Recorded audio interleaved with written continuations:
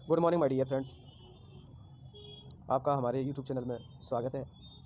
ये मेरा पहला ब्लॉग्स है और ये मेरी पहली वीडियो है। आप लोगों से उम्मीद करूँगा कि आप लोग हमें फुल सपोर्ट करेंगे। तो आज की हमारी पहली हेडिंग है सौर मंडल में पृथ्वी। तो पूर्णिमा क्या होती है, पूर्णिमा के बारे में जान लेते हैं। पूर्णिमा, पूर्ण चाँद को लगभग 1 महीने में एक बार देखा जा सकता है, यानी 1 महीने में एक बार जो दिखता है उसे पूर्ण चाँद कहते हैं। 1 महीने में एक बार पूरा दिखता, लगभग 1 महीने में एक बार ही पूरा दिखाई देता है, उसे पूर्ण चाँद कहते हैं। उसी दिन को हम पूर्णिमा वाली रात भी कहते हैं। उसी रात को हम पूर्णिमा या पूर्णिमा वाली रात भी कहते हैं। आगे चलते हैं। अमावस्या। तो अमावस्या क्या होती है? जैसा इसमें हम देख पा रहे हैं, अमावस्या 15 दिनों के बाद हम इसे नहीं देख सकते। 15 दिनों के बाद हम इसे नहीं देख सकते। यह नए चंद्रमा की रात्रि या अमावस्या कहते हैं। यह नए चंद्रमा की रात या अमावस्या कहते हैं। ठीक है। तो अगली हेडिंग है हमारी खगोलीय पिंड। खगोलीय पिंड क्या होते हैं? सूर्य, चंद्रमा तथा वे सभी वस्तुएं जो रात के समय आसमान में चमकती हैं खगोलीय पिंड कहलाती हैं। सूर्य, चंद्रमा, सूर्य और चंद्रमा जो आकाश में चमकते हैं, सभी लोगों को पता है चंद्रमा रात में दिखाई देता है, सूर्य दिन में दिखाई देता है। तो सूर्य और चंद्रमा वे, और इनके साथ साथ वे सभी वस्तुएं जो रात के समय आसमान में चमकती हैं, रात में जो चमकने वाली वस्तुएं जो हमें दिखाई देती हैं उन्हें खगोलीय पिंड कहते हैं। क्या कहते हैं? खगोलीय पिंड। आप लोगों को समझ में आ गया है, जो रात में हमें चमकती हुई चीज़ें दिखाई देती हैं, आकाश में जो सारी भी जो कुछ भी दिखाई देता है आकाश में चमकती है, उन्हें क्या कहते हैं? खगोलीय पिंड। ठीक है।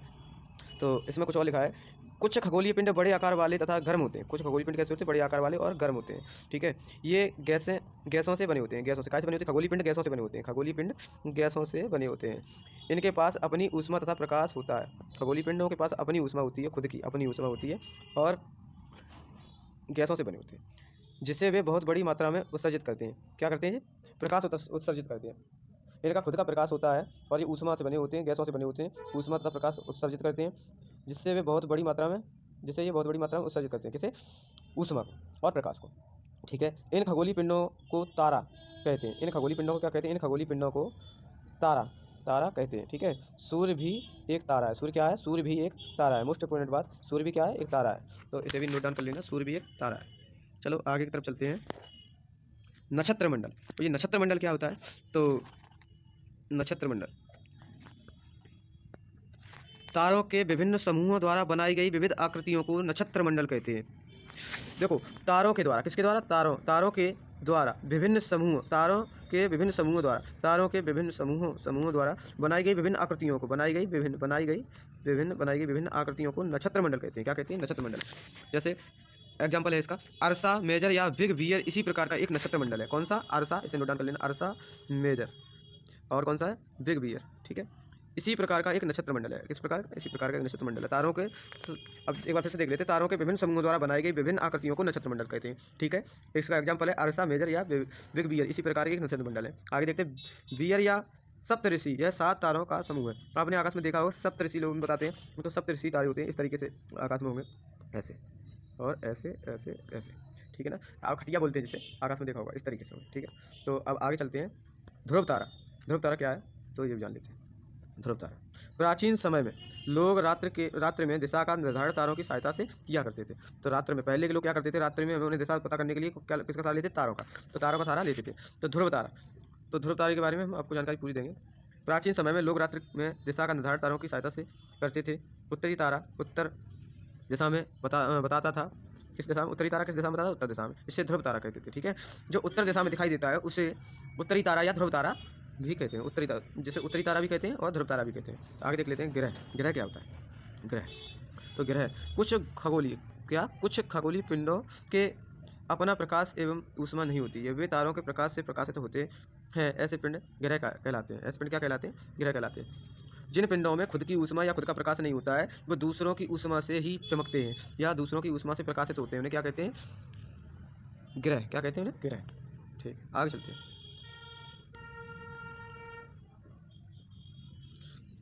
खगोलीय पिंडों एवं उनकी गति के संबंध में अध्ययन करने वालों को खगोल शास्त्री कहते हैं। देखो, इसमें एक महत्वपूर्ण बात और दी गई है, वो आप लोग नोट डाउन कर लेना। ये खगोलीय पिंडों एवं उनकी गति के संबंध में अध्ययन करने वाले को खगोल शास्त्री कहते हैं। खगोल शास्त्री कहते हैं। तो प्राचीन खगोल शास्त्री आर्यभट्ट प्राचीन भारत के प्रसिद्ध खगोल शास्त्री थे। आर्यभट्ट कौन थे? प्राचीन भारत के प्रसिद्ध खगोल शास्त्री थे। तो अगला आगे देखेंगे हम, ग्रह, जिसे अंग्रेजी में प्लेनेट कहते हैं, ग्रह को अंग्रेजी में क्या कहते हैं, प्लेनेट। ठीक है, ग्रीक भाषा के प्लेनेटाई शब्द से बना है, ग्रीक भाषा के एक प्लेनेटाई शब्द है, उससे क्या बना है, प्लेनेट। इसका अर्थ होता है परिभ्रमण, परिभ्रमण अर्थात चारों ओर घूमने वाला। परिभ्रमण का मतलब क्या होता है, चारों ओर घूमने वाला। ठीक है, अब आगे आते हैं पृथ्वी के बारे में जानते हैं। पृथ्वी क्या है? पृथ्वी जिस पर हम रहते हैं यह एक ग्रह है। क्या है? पृथ्वी भी एक ग्रह है। यह अपना संपूर्ण प्रकाश एवं ऊर्जा सूर्य से प्राप्त करती है। तो पृथ्वी क्या है कि अपनी संपूर्ण ऊर्जा और प्रकाश कहाँ से प्राप्त करती है? सूर्य से। कहाँ से? सूर्य से प्राप्त करती है, जो पृथ्वी के सबसे नज़दीक का तारा है। पृथ्वी का सबसे नज़दीकी तारा कौन सा है? पृथ्वी का सबसे नज़दीकी तारा सूर्य। पृथ्वी का सबसे नज़दीकी तारा सूर्य। क्या है? सूर्य, सूर्य। ठीक है, तो सूर्य से यह चंद्रमा की तरह चमकती हुई प्रतीत होगी। अगर हम पृथ्वी को बहुत अधिक दूरी से देखें या चंद्रमा से जाकर देखें तो यह चमकती हुई प्रतीत होगी। जिस तरीके से हमें चंद्रमा दिखाई देता है उसी तरीके से हम चंद्रमा से पृथ्वी को देखें तो पृथ्वी भी हमें चमकती हुई दिखाई देगी। तो आगे देखते हैं, सूर्य से दूरी के हिसाब से पृथ्वी तीसरा ग्रह है। सूर्य की दूरी के हिसाब से पृथ्वी तीसरा ग्रह है।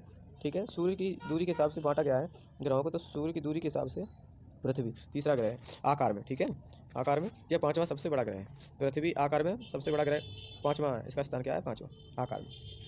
आकार में इसका पृथ्वी का पाँचवां स्थान है, पाँचवां स्थान है। आगे देखते हैं, उपग्रह। उपग्रह क्या होते हैं? तो जान लेते उपग्रह क्या होते हैं। आसमान में दिखने वाला चंद्रमा एक उपग्रह है। आसमान में दिखने वाला चंद्रमा उपग्रह है। यह हमारी पृथ्वी का सहचक्र लगाता है, जैसे जो कि इसके चारों ओर चक्कर लगाता है। सहग्रह, सहग्रह का मतलब क्या होता है? सहचक्कर, यानी सीधा चक्कर लगाता है पृथ्वी का। कौन? चंद्रमा। तो ये क्या है? पृथ्वी का उपग्रह है। ठीक है, आगे चलते हैं, सौरमंडल। तो सौरमंडल, सौरमंडल के बारे में जान लेते हैं। ये सौरमंडल, ठीक है, सूर्य, 8 ग्रह, उपग्रह तथा कुछ अन्य खगोलीय पिंड जैसे क्षुद्र ग्रह एवं अलका पिंड मिलकर सौरमंडल का निर्माण करते हैं। उसे हम सौर परिवार का नाम देते हैं। ठीक है, जैसे क्षुद्र ग्रह एवं उल्का पिंड मिलकर क्या बनाते हैं? मिलकर बनाते हैं सौरमंडल का निर्माण करते हैं। उसे हम सौरमंडल परिवार या सौर परिवार कहते हैं। ठीक है, आगे चलते हैं, जियोग्राफी। ठीक है, तो जियोग्राफी एक अंग्रेजी शब्द है, यह ग्रीक भाषा से लिया गया है। ठीक है, यह ग्रीक भाषा से लिया गया है। इसका अर्थ होता है पृथ्वी का विवरण। जियोग्राफी का अर्थ क्या होता है? पृथ्वी का विवरण। तो और आगे डाल देते हैं, जियोग्राफी पृथ्वी का एक विवरण, जियोलॉजी पृथ्वी एक अध्ययन, जियोमेट्री पृथ्वी का मापन, जियोआइड पृथ्वी के आकार के अनुरूप। ठीक है, ये इनके अर्थ हैं। सूर्य, सूर्य के बारे में जान लेते हैं। सौर परिवार का मुखिया सूर्य है। सौर परिवार का मुखिया कौन है? सूर्य। सूर्य सौरमंडल के केंद्र में स्थित है। सूर्य कहाँ स्थित है? सौरमंडल के। सौर परिवार जैसे देखो, ये पृथ्वी, चंद्रमा, ऐसे मंगल, बुध, बृहस्पति, ऐसे 8 ग्रह हैं। इसके बीच का जो ग्रह है उसे क्या बोलते हैं? सूर्य। ठीक है, जो बीच का ग्रह है वो सूर्य है। तो सूर्य इसका बीच का ग्रह है, तो इसे क्या बोलेंगे? सूर्य, सूर्य सौर परिवार का मुखिया बोलेंगे इसे। ठीक है, बात समझ गए ना आप? तो आगे बढ़ते हैं, यह बहुत बड़ा है। सूर्य क्या है? बड़ा है सभी तारों से एवं अत्यधिक गर्म गैसों से बना हुआ है। सूर्य गर्म भी है और अत्यधिक गर्म है, गैसों से बना हुआ है। इसका खिंचाव बल जिसमें सौरमंडल को बांधे रखता है। इसका खिंचाव जो है उस सौरमंडल को आपस में बांधे रखता है, एक दूसरे को दूर नहीं जाने देता। यानी सारे जो ग्रह हैं जो सौर परिवार के, तो वो एक दूसरे को बांधे हुए हैं, खींचे हुए हैं अपनी तरफ गुरुत्वाकर्षण शक्ति के कारण। तो सूर्य सौरमंडल के लिए, सूर्य सौरमंडल के लिए प्रकाश एवं ऊर्जा का एकमात्र स्रोत है। सूर्य पृथ्वी से लगभग 15 करोड़ किलोमीटर दूर है। सूर्य पृथ्वी से कितना किलोमीटर दूर है? 15 करोड़ किलोमीटर दूर है। आगे देखते हैं, हमारे सौरमंडल में 8 ग्रह हैं। कितने ग्रह हैं? 8। सूर्य से दूरी के अनुसार इन लोगों का क्रम हम बताते हैं। बुध, शुक्र, बुध के बाद शुक्र, पृथ्वी, बृहस्पति, शनि, यूरेनस तथा नेपच्यून। ठीक है, तो इस तरीके से हमारे 8 ग्रह हैं और ये सूर्य से दूरी के अनुसार हमने इनकी क्रमागत सारणी आपको बता दी। आगे देखते हैं, सौरमंडल के सभी 8 ग्रह एक निश्चित पथ पर सूर्य का चक्कर लगाते हैं, ये कक्षा कहलाते हैं। तो सौरमंडल के सभी ग्रह जो 8 ग्रह हैं वो निश्चित पथ पर, एक निश्चित एरिया है उस पर एक चक्कर लगाते हैं। किसका? सूर्य का। और जो चक्कर लगाते हैं जिस रास्ते से उसे कक्षा कहते हैं। ठीक है, तो मैं आपको बता दे रहा हूँ कैसे। ये सूर्य है, ठीक है ना, ये सूर्य है और इस तरीके से सारे ग्रह चक्कर लगा रहे हैं। ठीक है, इस तरीके से सारे चक्कर लगा रहे हैं ऐसे।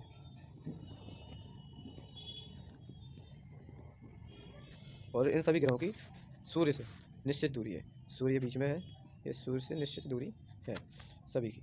और इस तरीके से गोल गोल चक्कर लगा रहे हैं सूर्य का। ठीक है, तो आगे चलते हैं।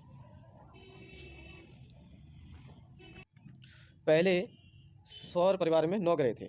वो एक और था जिसे प्लाटो बोलते हैं, यम, तो उसे निकाल दिया गया स्टडी से, बहुत छोटा था इसलिए। प्लाटो भी एक ग्रह माना जाता था, परंतु अंतर्राष्ट्रीय खगोलीय संगठन के बैठक में अगस्त 2006 में यह निर्णय लिया गया। कुछ समय पहले खोजे गए अन्य खगोलीय पिंड तथा प्लाटो बौने ग्रह कहे जा सकते हैं। ठीक है, इसी कारण से सौर परिवार से बाहर कर दिया गया और इसे बौना ग्रह कह दिया गया, तो अगस्त 2006 में। तो प्लाटो अब सौर परिवार का सदस्य नहीं है, अब 8 सदस्य हैं ओनली। ठीक है, तो अगला हेडिंग है भू भाग नहीं भू भूआग भूआग। ठीक है, तो मुझे भूआग क्या है देख लेते हैं। भूआग ध्रुवों के पास थोड़ी चपटी होने के कारण इसके आकार को भू आभ कहा जाता है। ठीक है, तो अंतरिक्ष से देखने पर पृथ्वी नीले रंग की दिखाई पड़ती है क्योंकि इसकी 2/3 सतह पानी से ढकी हुई है। कितनी सतह ढकी हुई है पानी से? 2/3। तो पृथ्वी की सतह 2/3 पानी से ढकी होने के कारण यह अंतरिक्ष से देखने पर नीली दिखाई पड़ती है, इसीलिए इसे नीला ग्रह कहते हैं। इसीलिए क्या कहते हैं? इसे नीला ग्रह भी कहते हैं। किस कारण कहते हैं? पानी से ढकी हुई है, ऊपर से देखते हैं तो ये नीली दिखाई देती है, अंतरिक्ष से देखते हैं तो ये नीली दिखाई देती है, इसलिए हम पृथ्वी को नीला ग्रह भी कहते हैं। ठीक है, अब आगे चलते हैं। तो आगे चलते हैं चंद्रमा। तो चंद्रमा क्या है? हमारी पृथ्वी के पास केवल एक उपग्रह है। हमारी पृथ्वी के पास क्या है? एक ही उपग्रह है जिसे चंद्रमा बोलते हैं। चंद्रमा पृथ्वी का उपग्रह है, यानी चंद्रमा हमारी पृथ्वी का चक्कर लगाता है। इसका व्यास पृथ्वी के व्यास का केवल 1/4 है। चंद्रमा का व्यास हमारी पृथ्वी के व्यास का 1/4 भाग है। तो चंद्रमा पृथ्वी से लगभग 3,84,400 किलोमीटर दूरी पर है। 3,84,400 किलोमीटर दूरी पर है। क्या चंद्रमा पृथ्वी से कितनी दूरी पर है? तो 3,84,400 किलोमीटर दूर पर है। ठीक है, अब आगे बढ़ते हैं। नील आर्मस्ट्रॉन्ग के बारे में। पहले व्यक्ति थे नील आर्मस्ट्रॉन्ग। कौन थे? पहले व्यक्ति थे जिन्होंने 21 जुलाई 1969 को सबसे पहले चंद्रमा की सतह पर कदम रखा। तो नील आर्मस्ट्रॉन्ग साइंटिस्ट थे जो पृथ्वी के पहले व्यक्ति थे जिन्होंने 21 जुलाई 1969 को सबसे पहले चंद्रमा की सतह पर कदम रखा था। तो आगे देखते हैं। प्रकाश की गति लगभग 3 लाख किलोमीटर प्रति सेकंड है। सूर्य के प्रकाश को पृथ्वी तक पहुंचने में लगभग 8 मिनट 22 सेकंड का समय लगता है। 8 मिनट 22 सेकंड का समय लगता है। तो आगे देखते हैं। मानव निर्मित उपग्रह एक कृत्रिम पिंड है। मानव निर्मित उपग्रह एक कृत्रिम पिंड है, जैसे सैटेलाइट हो गया। यह वैज्ञानिकों द्वारा बनाया जाता है। तो अंतरिक्ष में उपस्थित कुछ भारतीय उपग्रह इनसेट, IRS, एडुसेट इत्यादि हैं। तो ये इंसानों द्वारा बनाई गई सैटेलाइट हैं जो आसमान में यानी अंतरिक्ष में घूम रही हैं, जिससे हमें अंतरिक्ष की हलचल के बारे में यानी घटनाओं के बारे में पता लगता है। आगे, चंद्रमा पृथ्वी का एक चक्कर लगभग 27 दिन में पूरा करता है। चंद्रमा पृथ्वी का चक्कर लगभग कितने दिन में पूरा करता है? 27 दिन में पूरा करता है। लगभग इतने ही समय में 27 दिन में ही अपने अक्ष पर एक चक्कर पूरा करता है। इसके परिणाम स्वरूप पृथ्वी से हमें चंद्रमा का केवल एक ही भाग दिखाई पड़ता है, क्योंकि वो अपनी अक्ष पर भी घूमता रहता है। पृथ्वी अपनी अक्ष पर घूमती है तो हमेशा हमें एक ही भाग दिखाई देता है। ठीक है, अब आ जाते हैं क्षुद्र ग्रहों के बारे में। तो क्षुद्र ग्रह क्या होते हैं जान लेते हैं। क्षुद्र ग्रह के ही भाग हैं। ये किसके भाग हैं? ग्रह के भाग हैं, जो बहुत वर्ष पहले एक विस्फोट हुआ होगा, तो उसके बाद ग्रहों से टूटकर अलग हो गए। यानी ग्रहों के ये हिस्से हैं लेकिन ग्रहों से टूटकर अलग हो गए, और ये असंख्य भागों में, छोटे छोटे पिंडों में सूर्य के चारों ओर चक्कर लगाते इन पिंडों को क्षुद्र ग्रह कहते हैं। ठीक है, आगे बढ़ते हैं। उल्कापिंड। तो हेडिंग है अगली हमारी, उल्कापिंड। सूर्य के चारों ओर चक्कर लगाने वाले पत्थरों के छोटे छोटे टुकड़े वो उल्कापिंड कहते हैं। लाखों तारों के समूह को आकाशगंगा यानी मिल्की वे कहते हैं। लाखों तारों के समूह को आकाशगंगा या मिल्की वे कहते हैं। हमारा सौरमंडल एक आकाशगंगा का भाग है। लाखों आकाशगंगाएं मिलकर एक ब्रह्मांड का निर्माण करती हैं, यानी पूरे ब्रह्मांड में लाखों हजारों आकाशगंगाएं हैं, और जिनके बारे में हमें बताया गया है। चलो आगे देखते हैं। ग्रहों का विवरण।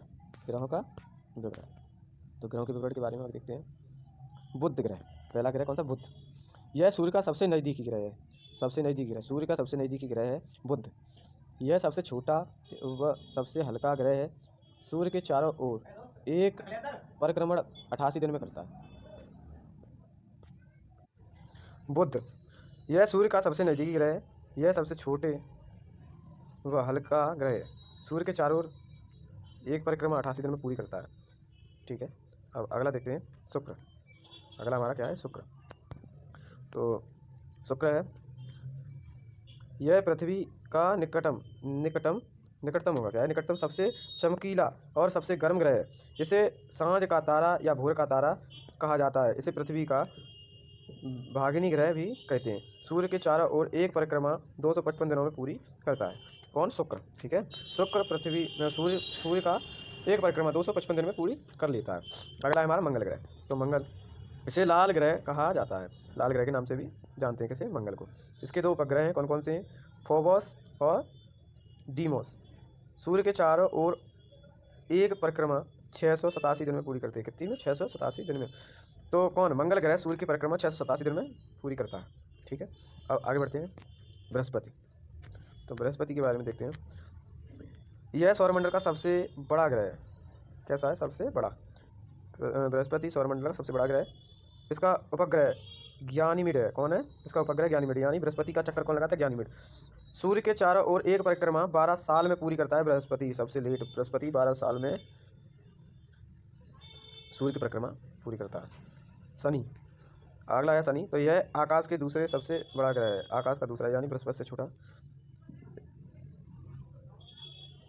यह आकाशगंगा में दूसरे सबसे बड़ा ग्रह है। इसका उपग्रह टाइटन है। इसका उपग्रह कौन है? टाइटन। सूर्य के चारों ओर शनि सूर्य के चारों ओर एक परिक्रमा 29 साल में पूरी करता है। कितनी साल में? 29 साल में। 29 साल में एक परिक्रमा पूरी करता है सूर्य की। अगला है वरुण। तो वरुण, यह आकाश में तीसरा सबसे बड़ा ग्रह है। यह आकाशगंगा में तीसरा सबसे बड़ा ग्रह है। इसकी खोज 1781 ईस्वी में हुई थी। इसकी खोज 1781 ईस्वी में विलियम हसेल द्वारा की गई है। इसका उपग्रह टाइटेनिया है। सूर्य के चारों ओर एक परिक्रमा 84 साल में पूरी करता है।